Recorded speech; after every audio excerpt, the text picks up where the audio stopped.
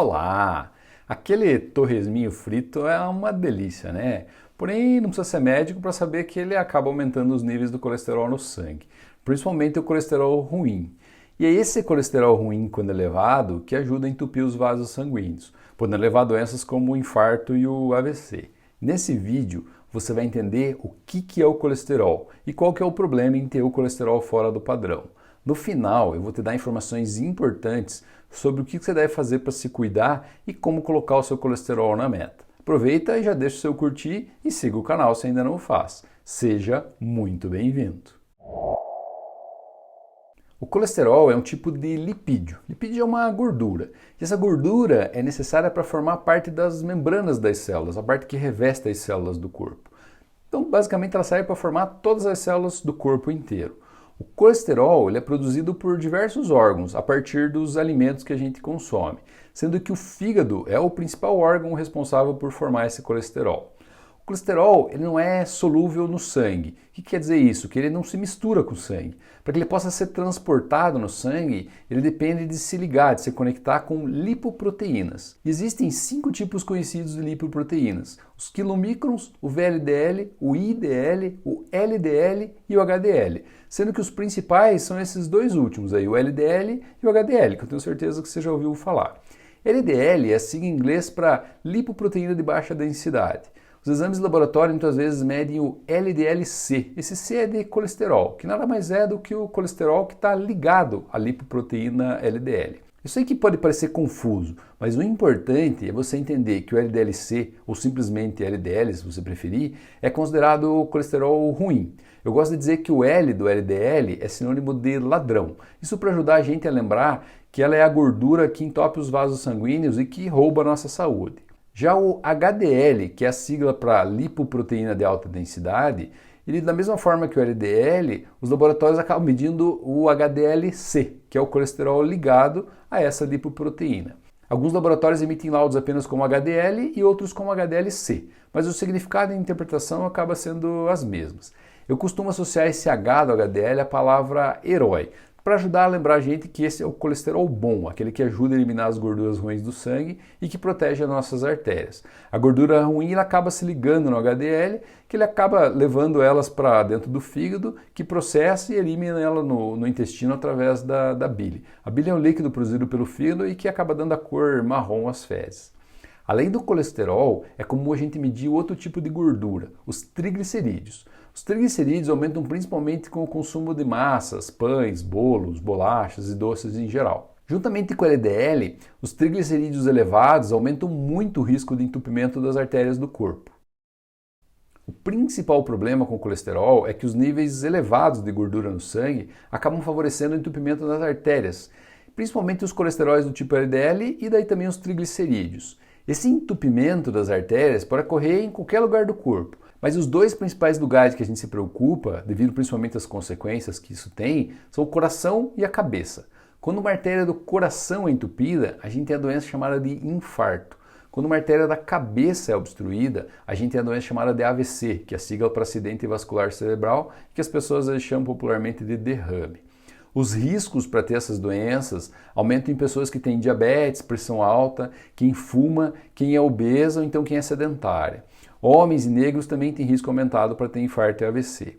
Nós médicos calculamos o seu risco de ter uma doença cardiovascular nos próximos 10 anos, baseado principalmente num grande estudo, que é conhecido como Framingham, um estudo publicado em 2008. Ou ainda numa calculadora que é obtida a partir de um compilado de estudos pela Associação Americana de Cardiologia e que acabaram sendo publicados 5 anos depois, em 2013. Dependendo das doenças, dos fatores de risco que você tenha e também dos valores dados por essas calculadoras, a gente consegue então indicar e discutir a necessidade de mudança de estilo de vida ou então propor a necessidade de algum medicamento para poder controlar o colesterol e os triglicerídeos. Normalmente um risco maior do que 10% costuma ser utilizado ali como uma linha de corte para tomada de decisão. O exame chamado perfil lipídico é o exame que mede o colesterol total, o HDL, o LDL e os triglicerídeos. O colesterol total é a soma de todos os tipos de colesteróis que circulam pelo corpo.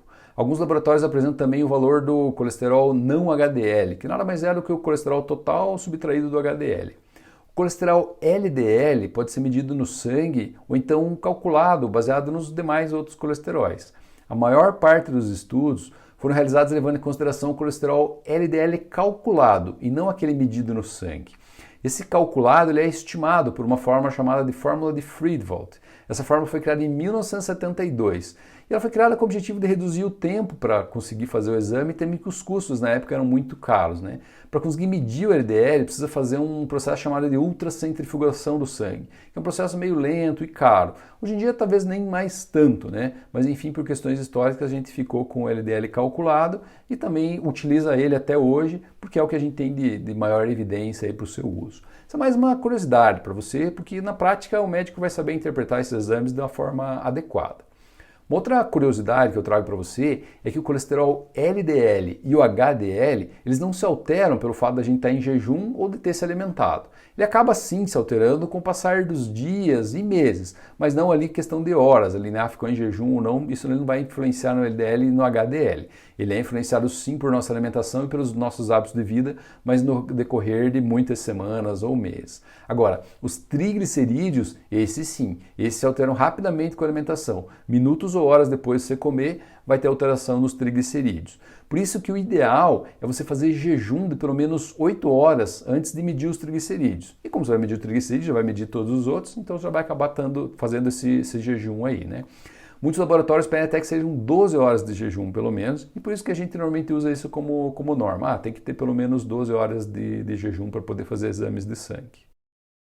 Sobre quem tem indicação de medir o colesterol e em que momento da vida que ele deve ser medido, né?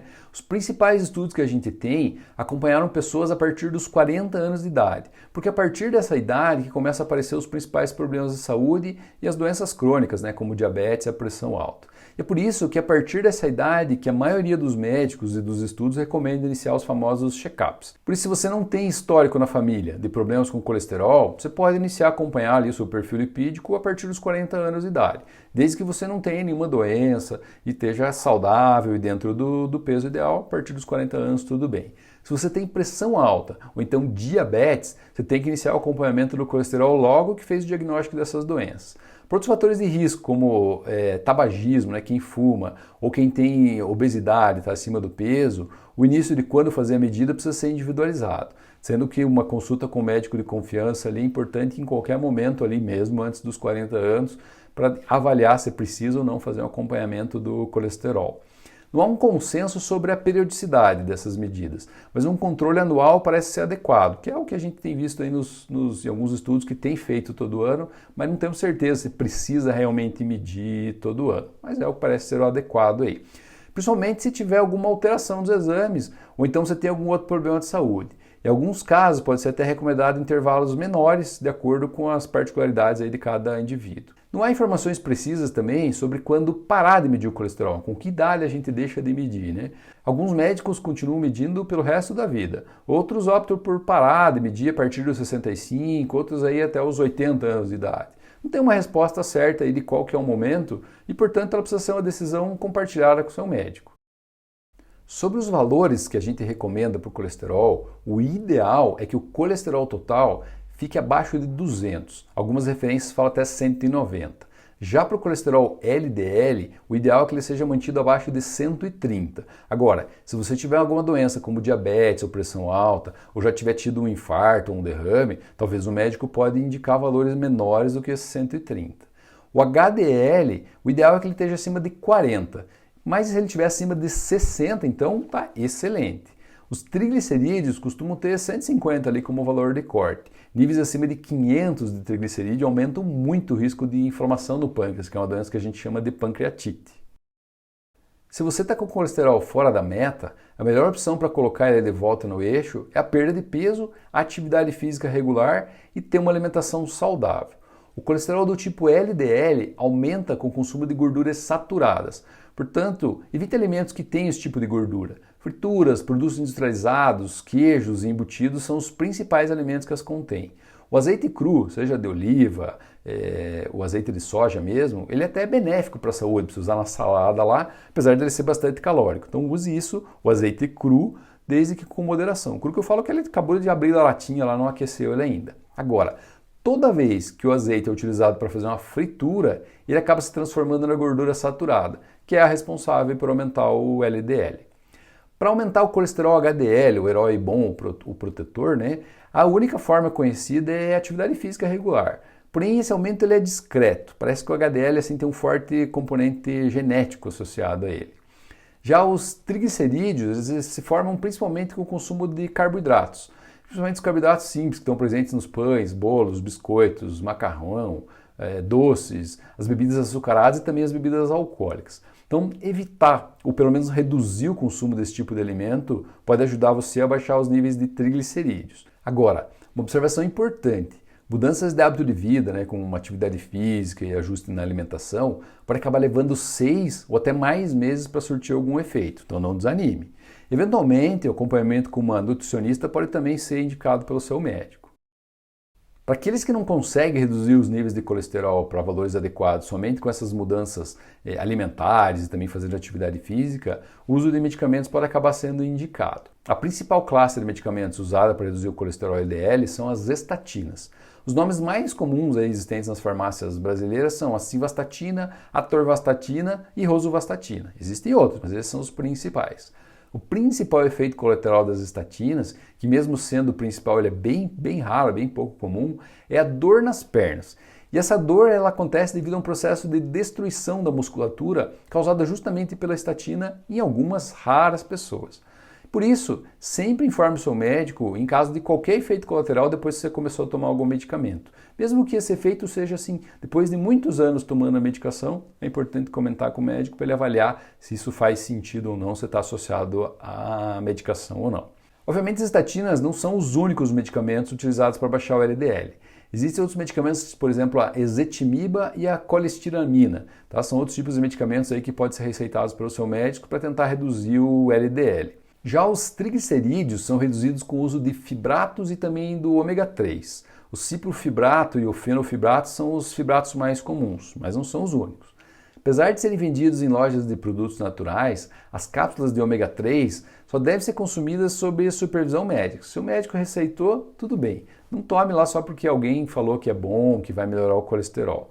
A maioria das pessoas toma apenas uma cápsula por dia. E isso é um erro, porque precisa normalmente de 4 cápsulas por dia para produzir os efeitos que a gente precisa. E eles não são, além também lá, dos melhores efeitos. Além disso, há indícios de que o ômega 3 possa aumentar o risco de uma doença chamada fibrilação atrial. Porém, essas evidências aí não são bem conclusivas. De qualquer forma, aqui vale a frase que eu acho que eu repito em quase todos os meus vídeos. Só tome qualquer medicamento desde que indicado por um médico de confiança. O colesterol é um tipo de gordura de fundamental importância para o nosso corpo. Ele é o que forma todas as células do corpo. Mas quando em excesso, ele pode acabar causando problemas como o entupimento de vasos sanguíneos, podendo causar doenças graves, como o infarto e o AVC.